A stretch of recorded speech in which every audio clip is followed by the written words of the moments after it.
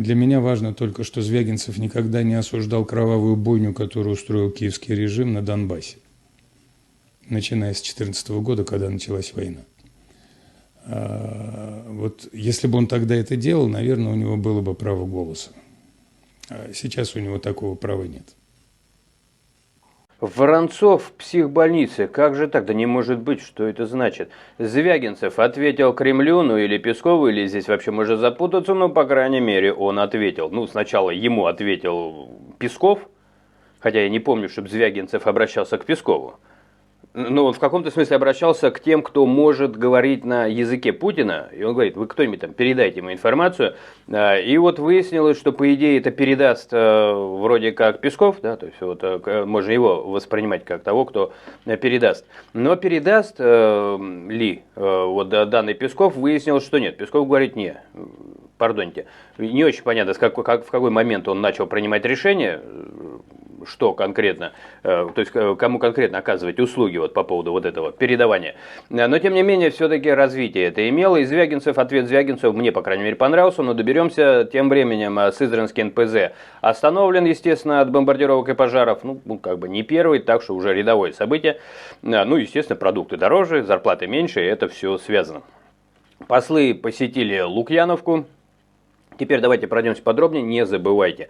Лайки, подписки, распространение – это если вы считаете, что здесь есть за что побороться, если еще от страны хоть что-то осталось, за нее, соответственно, отбороться. Если вы не считаете, что это надо делать, и вообще вам эти бурые реки с алыми берегами по душе, ну, как говорится, так, в общем, ваш выбор. Я никого не принуждаю, я перехожу к новостям. Бывшего священника Якова Воронцова направили на принудительное лечение. Сбрендил он, друзья мои, и это большая беда.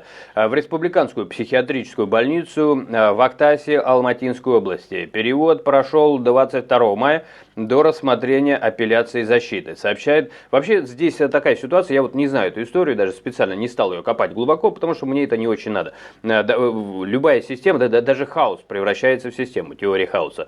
Это то, что очень быстро начинают складываться правила, и если ты это правило понимаешь, то тебе как бы не надо дополнений. Если человек в психушке, то это значит, он, скорее всего, хороший, честный, порядочный и, скорее всего, крайне не глупый, конечно же, не больной человек. Это вот в системе, которая создавалась еще при коммуняках, и сейчас активно пытаются ее возрождать, или, по крайней мере, не дать ей окончательно сгнить и отмереть.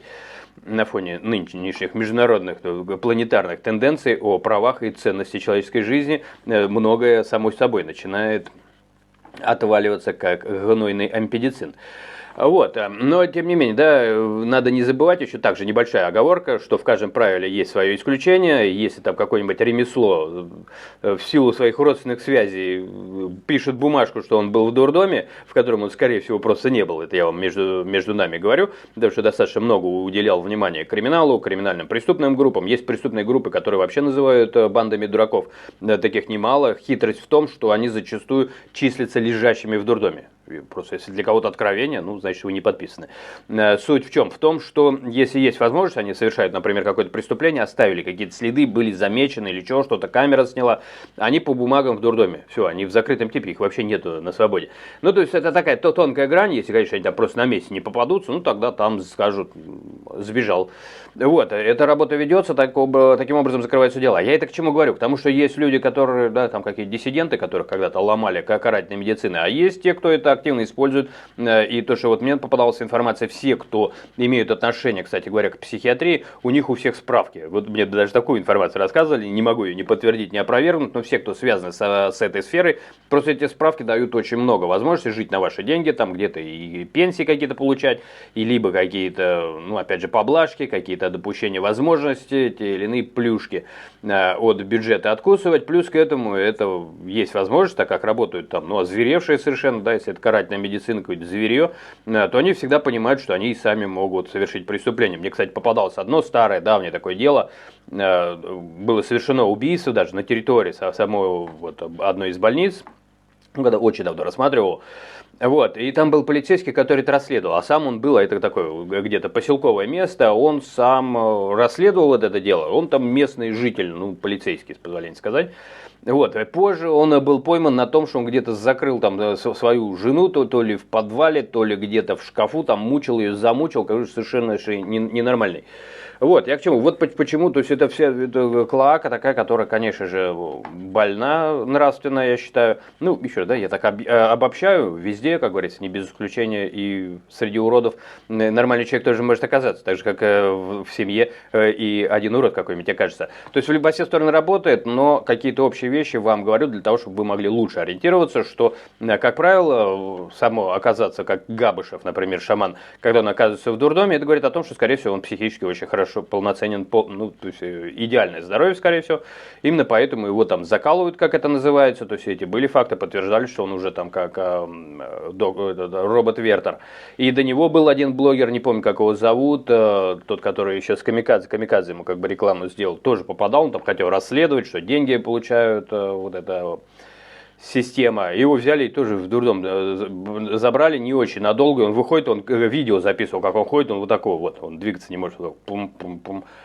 Чтобы вы понимали, как это примерно работает и какое там замечательное здоровье. Адвокат Галыма Нурпиисов подтвердил отправку и готовит жалобу в прокуратуру. Ну, видимо, хороший человек, раз отправили. Правозащитники утверждают, что экспертиза не подтвердила однозначного психического расстройства и нет данных о его угрозе для окружающих. Это ключевой момент, да, почему тогда закрыто. Следствие по версии защиты ходатайство рассмотрело без участия Воронцова и адвокатов. Ну, замечательно, тоже о таких вещах слышал, ну, просто сами по себе. Ну, по идее, даже при адвокатах уж, по крайней мере. Воронцов находится под стражей с февраля 2026 года по обвинениям в незаконном обращении с запрещенными веществами и организации притона. Вот не знаю, вот выбирайте, это что, просто это тоже достаточно серьезные штуки. Ну, либо уходит от ответственности, вот еще раз говорю, да, либо он уходит от ответственности, тут уже зависит от морального облика и вовлеченности в ту или иную среду, либо наоборот на него давит. Он обвинение отрицает и говорит о подбросе. Ранее, может быть, не знаю, а ранее его, ну, подброс тоже штука нередкая. Ранее его Голунова, спросите. Его лишили сана после критики войны. С этого и надо начинать. Вот тянули, да, резину. И попытки создать независимую православную общину. Ну, то есть не брать в руки оружие. Православные это и есть люди, которые против насилия. Так, на всякий случай, а то выцерковленных много, поэтому могут не знать. Пресс-секретарь Кремля Дмитрий Песков заявил, что не будет передавать президенту призыв режиссера Андрея Звягинцева. Тут у них просто так хочешь сказать, охреневший какой-то, тебя кто спрашивал, на твое мнение, да? Закончить войну. Ну, там вообще не именно такие фразы были, да, то есть прекратить бойню, он говорил.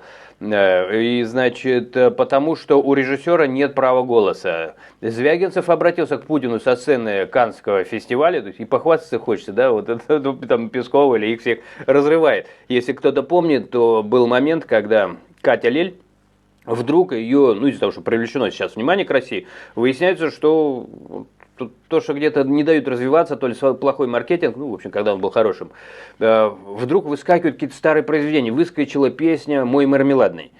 И они побежали хвастаться. Захарова там вся растеклась, она вообще в МИДе работает, но я вообще не понимаю, где она то танцует, то песни пишет для глухого Фадеева, то она все как это вот наши певцы. С одной стороны, когда создать не могут ничего, да, и если даже кто-то свой из крепостных вдруг засветился, очень любят присмыкнуться. И вот Звягинцев им просто бяку подложил. Ну невозможно к нему прилепиться. Вот они наши, когда этот наш вдруг говорит прекратите бойну. Да что за фигня? И поэтому сразу такая внезапная глухота. Так, что он сказал? Кому он сказал? Что, где? Я не буду это передавать. Я не буду. Да слушайте, мне Пескова жалко. Ну попросите дочь передать. Она просто с дуру передаст. Она не очень сильно, хоть она и передаст хорошо, но она не очень соображает. Это уже было отмечено, потому что она приехала там на кораблестроительный, да, или как правильно говорится, судостроительный, наверное, да, завод, а она говорит, вот судопроизводство здесь происходит. И ей говорят, принесите девочке судно, пусть она, как говорится, облегчится и едет домой. Вот, ну, то есть не соображает в терминах, даже когда это вообще единственное высказывание в ее жизни на публику. Ну, уж могла бы выучить хоть парочку терминов. Вот, я к чему? К тому, что мне их жалко, они такие все растерянные, потому что у режиссера нет права голоса. Он говорит, у него права голоса нет, голоса нет. Из Звягинцев, красавчик, он, значит, вот он тоже обратился, а он в ответ ему говорит, режиссер ответил, у него действительно нет права голоса. Он только подошел, да, у меня нет права голоса, как и у сотен миллионов россиян. И, кстати говоря, у того самого Пескова. Спасибо, кстати, что мне в комментариях напомнили достаточно точное высказывание Путина о том, что Песков мелет чушь. Вот этот мелитель чуши, он теперь что-то там отвечает, что-то там где-то решает, будет он там, не будет, это не его вообще дело. Да, ну это, конечно же, все ирония. Я думаю, что он даже этот ответ давал наверняка не по своему собственному решению, но, тем не менее, вот этот мелитель чуши, со слов его хозяина, вроде как, он, значит, сказал, что лишен права голоса режиссер. А режиссер ответил, тот, который прославляет как раз-таки страну, вот на фоне вот этого вот то ли передаст, то ли не передаст, он говорит, что да, мы все лишены права голоса. Грамотно обыграл эту фразу. Вот поэтому, наверное, он и режиссер остается сказать, и, честно говоря, прибавлять больше нечего. Сызранский нефтеперерабатывающий завод приостановил работу. Наверное, тоже решил, не буду передавать. Ну, слушайте, он, наверное, как Песков такой.